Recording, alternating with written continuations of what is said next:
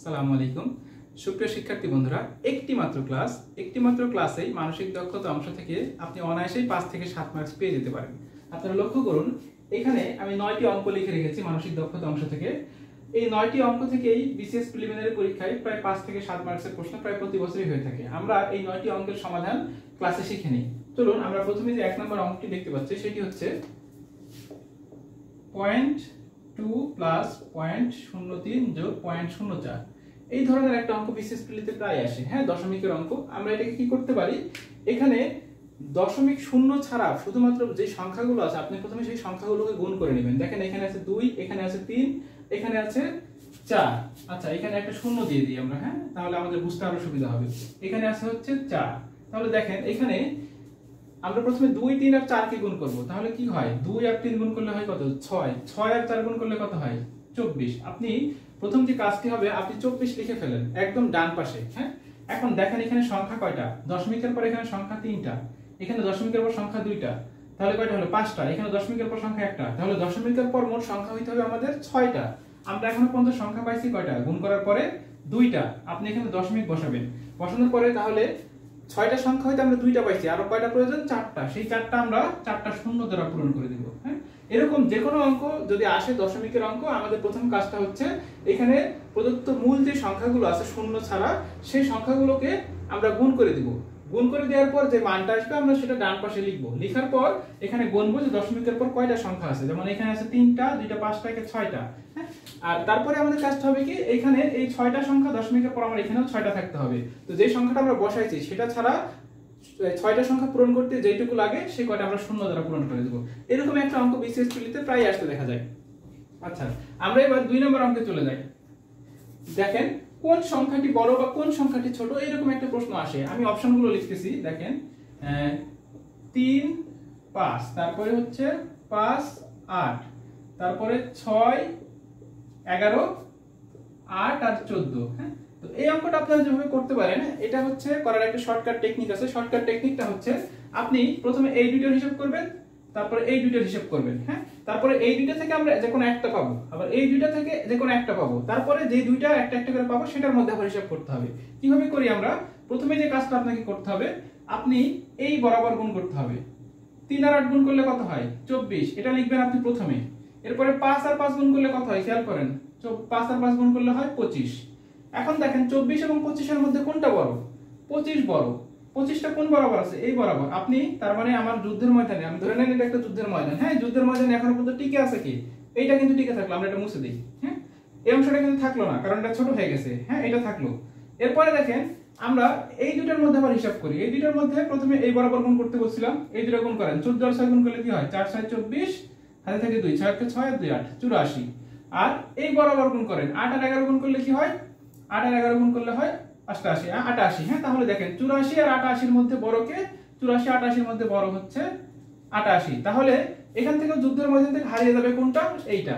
তাহলে টিকে থাকলো কোনটা, দেখেন এখনো পর্যন্ত আমাদের টিকে আছে কিন্তু এই দুইটা, 5/8 আর 8/14। এবার এই দুটোর মধ্যে আমাকে হিসাব করতে হবে। আপনি এই বরাবর আবার গুণ করেন, 14 আর 5 গুণ করলে কি হয়, 5, 14, 70। আর 8 আর 8 গুণ করেন, কত হয়, 8 আর 8 গুণ করলে হয় 64। দেখেন এই দুটোর মধ্যে আবার যুদ্ধের মধ্যে টিকে থাকলো কে, 70। 70টা কোন বরাবর আছে, এইটা। তাহলে উত্তর সবচেয়ে বড় কোনটা হবে, এইটা হবে সবচেয়ে বড় উত্তর। আমরা কিন্তু একটা একটা করে ভেঙে ক্যালকুলেশন করতে পারি, তবে এরকম একটা অঙ্ক পরীক্ষায় প্রায় আসতে দেখা যায়।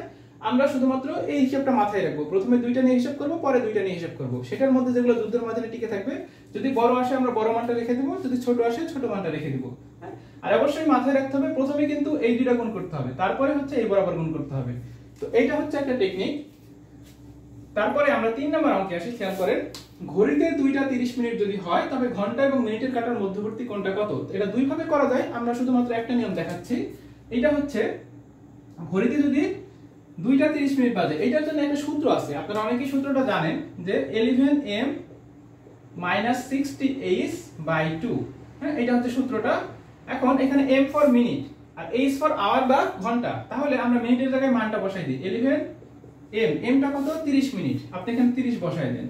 এই 60 h টা কত, h টা হচ্ছে আওয়ার মানে ঘন্টা, 2 ঘন্টা 30 মিনিট, তাহলে এখানে 2। তারপরে এখানে ক্যালকুলেশন করতে হবে। এখন আমাদের খেয়াল করেন, আমরা যদি লিখি 3 11 33, 6 2 12, 120, এখানে থাকে 2। আমরা যদি ক্যালকুলেশন করি কত পাই? 330 থেকে 120 বিয়োগ করলে 210, 2। তাহলে উত্তর আসলে কত? খেয়াল করেন 105। তাহলে এই 105 দেখবেন অপশনে আছে। তবে এখানে লক্ষণীয় বিষয় হচ্ছে কখনো কখনো এই মানটা এখানে এমন একটা প্রশ্ন দেয়া থাকবে যখন এই মানটা আসবে 180 থেকে বড়। ধরে নিচ্ছি যে এখানে মানটা এখন আসছে 105, ধরে নিন এই মানটা আসছে আমাদের কত? ধরে নিচ্ছি 225। যে আমরা ক্যালকুলেশন সবগুলো এম এর মান, এইচ এর মান এখানে যে প্রশ্ন দেওয়া ছিল সেই মানটা বসানোর পর আমাদের আসছে হচ্ছে 225। তো এই ক্ষেত্রে একটা বিষয় লক্ষণীয়, যদি কখনো এই শেষের মান এটা যদি 180 এর চেয়ে নিচে হয় তবে আমরা উত্তর হিসেবে ওইটাকেই রেখে দিব, কিন্তু কখনো যদি 180 এর চেয়ে বড় হয় তখন আমাদের করতে হবে কি?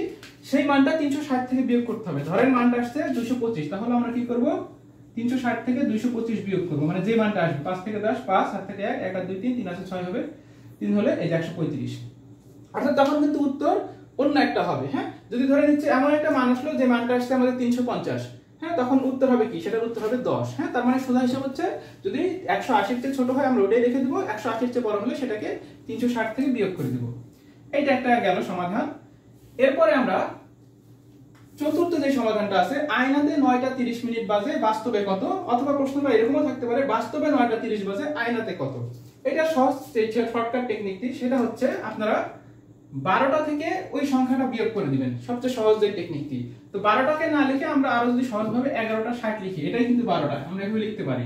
তাহলে এখানে লিখবো আমরা হচ্ছে যে মানটা আছে 12টা থেকে 11টা 60 থেকে বা 12টা থেকে আমরা এই মানটা বিয়োগ করে দেব। এখন 0 3 আছে 6 হবে 3 হলে, 9 আছে 11 হবে 2 হলে, হাতে থাকে 1, এই যে 2টা 30। আরো সহজভাবে যদি বলি, এখানে যে মানটা দেয়া আছে প্রশ্নে সেই মানটা এবং আপনার যেমন গণিতে আয়নাতে কয়টা বাজে? 9টা 30, এই মানটা এবং অপশনের মানটা দুইটা যোগ করে 12 হইতে হবে। এটা এইভাবে দেখতে পারেন আপনি যদি সহজভাবে চিন্তা করেন যে এইখানে যে মানটা দেয়া থাকবে প্রশ্নে এবং অপশনে আপনার যেটা উত্তর হবে সেই দুইটা মানের যোগফল হবে 12। এটা একটা হতে পারে, অথবা আপনি 12টা বা 11টা 60 থেকে ওই সংখ্যাটা বিয়োগ করে দিলে যেটা পাবেন সেটাই উত্তর। এইটা হচ্ছে আমাদের চতুর্থ অঙ্ক। এরপরে আমরা যদি পঞ্চম অঙ্ক দেখি, দেখেন এখানে এরকম একটা প্রশ্ন থাকে যে আজ শুক্রবার 2 দিন পর কি হবে? প্রথমে আমরা এখানে একটা কনফিউশন ক্লিয়ার করব, তারপরে আমরা অঙ্কে যাব। তারপরে মাসের 3 দিন, মানে 3 দিন বলতে এখানে 3 তারিখের কথা বলা হয়েছে, যে মাসের 3 তারিখ যদি রবিবার হয় তাহলে 28 তারিখ কি বার হবে? এরকম একটা অঙ্ক আসে। হ্যাঁ, তো আমরা প্রথমে কনফিউশনটা ক্লিয়ার করি যে আজ যদি শুক্রবার হয় 2 দিন পর কি হবে। হ্যাঁ, এরকম একটা বিষয় থাকে যে আজ যদি শুক্রবার হয় 2 দিন পর কি হবে, আমরা হিসাব করে অনেক সময় বুঝে উঠতে পারি না যে রবিবার লিখবো নাকি সোমবার লিখবো এরকম।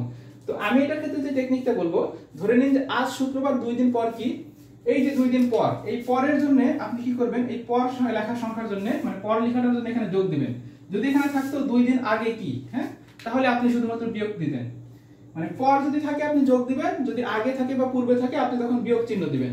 এখন কয়দিন বলা আছে? 2 দিন, আপনি এখানে লিখে ফেলেন শুক্রবার প্লাস 2 দিন। যদি পূর্বে বলা থাকতো আপনি এখানে লিখে ফেলেন শুক্রবার মাইনাস 2 দিন। এখন আপনার জন্য হিসাব করাটা অনেক সহজ। শুক্রবার লেখাই আছে, আপনি শুক্রবারের পরে 2 দিন হিসাব করেন, একটা কি শনিবার, শুক্রবারের 2 দিন পর একটা হচ্ছে রবিবার।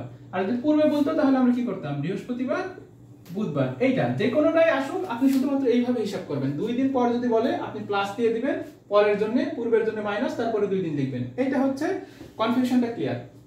এরপরে যে প্রশ্নটা আসে, সচরাচর এত ছোট প্রশ্ন দেয় না, মাসের 3 তারিখ রবিবার হলে 28 তারিখ কত? দেখেন 3 তারিখ হচ্ছে রবিবার, মাসের 3 তারিখ হচ্ছে রবিবার, 28 তারিখ কত? তো আমি এখানে যেটা বলবো, অনেক সময় ছোট ছোট যে সংখ্যাগুলো আমাদের আসে সেটা কিন্তু আমরা খুব সহজে হাতেই বের করতে পারি। হ্যাঁ, হাতে বের করতে খুব বেশি সময় লাগে না। আপনি গুনতে শুরু করে দেন 4 তারিখ কি হবে? সোমবার, তারপরে হাতের নিয়ম অনুযায়ী গুনতে শুরু করে দেন, এটা করতে পারেন। ছোট ছোট নিয়মগুলো আসলে যদি 15 20 25 30 জনের ব্যবধান হয়, আপনারা সবাই চেষ্টা করবেন হাতে গুনেই শেষ করে দিতে। হ্যাঁ, তাতে ভুল হওয়ার চান্সটা কম থাকে। আর এরপরে যে অঙ্কটা আছে দেখেন 6 নাম্বার, যে আজ রবিবার 353 দিন পর কি বার? এটা একটা বিশেষ পরীক্ষার প্রশ্ন ছিল। তো আপনি চাইলে একটা দুটো প্রশ্নের উত্তর সরাসরি মুখস্থ রাখতে পারেন। হ্যাঁ, সেক্ষেত্রে হয়তোবা আপনি ওই মুখস্থ অংশ দিয়ে সূত্রে চলে আসতে পারেন। যদি এরকম কোনো প্রশ্ন থাকে যে আজ এইবার এতদিন পর কি বার হবে, আপনি কি করবেন? সরাসরি 7 দিয়ে ওই সংখ্যাটাকে ভাগ করে দিবেন। দেখেন 7 দিয়ে আমরা 353 যদি ভাগ করি কি হয়? 35, 5 7 35, অবশিষ্ট থাকলো কত? 3। এই যে অবশিষ্ট থাকলো 3, এইটাকে নিয়ে আমাদের কারবার। হ্যাঁ, কি বলা ছিল? আজ রবিবার, আপনি ওই আগের মতন লিখে ফেলেন আজ রবিবার। আর অবশিষ্ট পাইছি আমরা কয় দিন? 3 দিন। তাহলে কি বলা হচ্ছে? 353 দিন পর না পূর্বে? পর শব্দটা আছে, পর শব্দ থাকার জন্য আমরা কি করব? আমরা বলছিলাম কি পর থাকলে আমরা এখানে যোগ দিব। যোগ কয় দিন? 3 দিন। এখন যদি এখানে পূর্ব থাকতো 353 দিন পূর্বে, তাহলে আমরা কি করতাম? এখানে শুধুমাত্র বিয়োগ চিহ্ন দিতাম। যেহেতু পর লেখা আছে যোগ চিহ্ন দিচ্ছে। এখন আপনি হিসাব করেন রবিবারের পর 3 দিন, রবিবারের পর 3 দিন কি হয়? সোমবার, তারপরে হচ্ছে মঙ্গলবার, এই যে বুধবার। তার মানে এটার উত্তর হচ্ছে বুধবার। এরকম যে কোনো প্রশ্ন আসতে পারে। আপনি কি করবেন? প্রথমে 7 দিয়ে ভাগ করবেন, ভাগ করার পর যেটা অবশিষ্ট থাকবে, যদি পরে বলে আপনি সেটা কি করবেন? যোগ করবেন, যদি পূর্বে বলে সেটাকে বিয়োগ করবেন। আর যদি অবশিষ্ট না থাকে, এখানে ধরেন মান মিলে গেল, অবশিষ্ট থাকলো না, শূন্য আসছে, তখন আপনি কি করবেন? প্রশ্নে যেটা উত্তর ছিল ওইটাই কিন্তু উত্তর হবে। অর্থাৎ এখানে যদি অবশিষ্ট না থাকতো তাহলে এখানে রবিবার ছিল, আমাদের উত্তর হইতো কিন্তু রবিবার। আচ্ছা, এরপরে যে আমাদের পরের সমাধানটি সেটা হচ্ছে রিলেশন। এই শব্দটিকে আয়নায় এবং পানিতে কেমন দেখাবে? যে কোনো একটা শব্দ বা যে কোনো একটা বিষয়বস্তু যে কোনো একটা চিত্র দিয়ে বলতে পারে আয়নায় বা পানিতে কেমন দেখাবে।